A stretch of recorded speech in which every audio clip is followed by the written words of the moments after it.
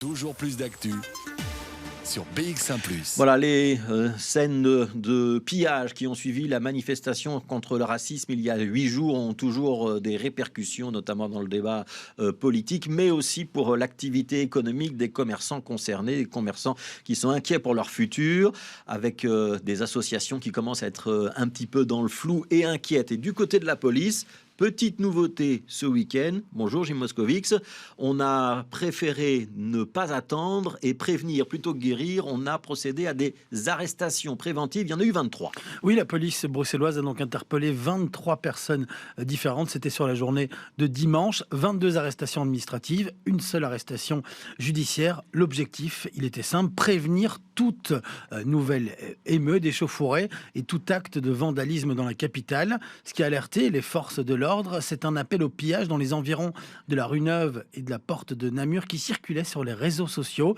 Plusieurs objets dangereux ont été retrouvés sur plusieurs individus. On parle de pétards ou encore de pierres. Aucun incident n'a été relevé. Je vous propose d'écouter Olivier Sloss. Il est porte-parole de la zone de police Bruxelles-Capitale XL.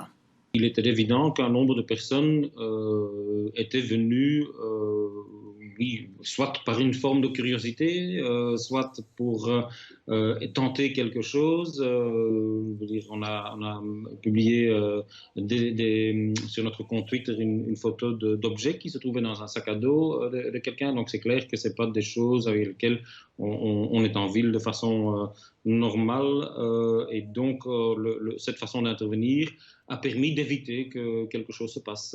C'est une grande partie de notre boulot, justement, n'est pas mesurable parce qu'il y a des choses qui sont évitées. Donc les gens se focalisent sur les incidents, mais voilà, quand il n'y a rien qui se passe, c'est un résultat aussi. Et donc c'est pas uniquement hier qu'on est attentif à ça.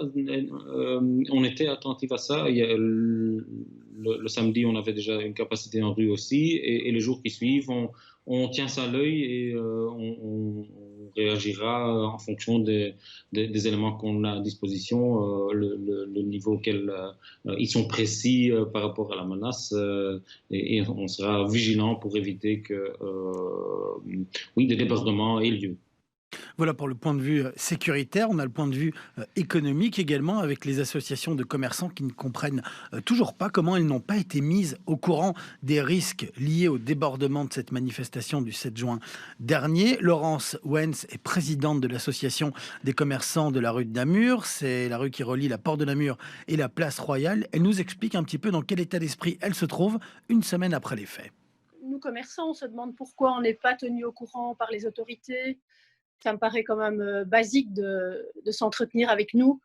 Voilà, on avait besoin d'être au courant de ce qui pouvait se passer parce qu'apparemment, c'était bien prévu. Les casseurs, ils s'étaient déjà mis d'accord pour venir casser du luxe, on va dire. C'est ça, on voit bien qu'ils se sont orientés vers des vitrines quand même de luxe. Je ne comprends pas le message, mais bon, soit, c'est pas la question.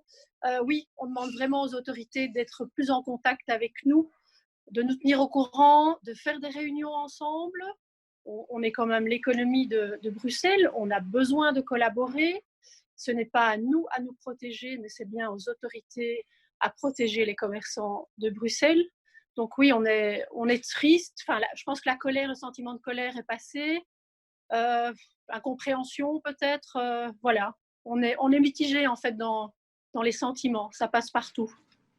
Alors, ils ont eu plusieurs contacts avec la ville depuis et les choses bougent. Ils veulent une chose, pouvoir travailler en toute sécurité dans leur rue. Du côté de la police, Olivier Sloss de la zone de police Bruxelles XL nous explique ne pas avoir procédé en fait à des arrestations préventives avant la manifestation du 7 juin, car le contexte a changé depuis, après les premiers incidents, et que souvent cela peut provoquer chez certaines personnes l'envie de reproduire des dégradations qui ont été faites au préalable. Voilà ce qui explique ces arrestations préventives. Voilà, merci pour vos explications, Jim Moscovix.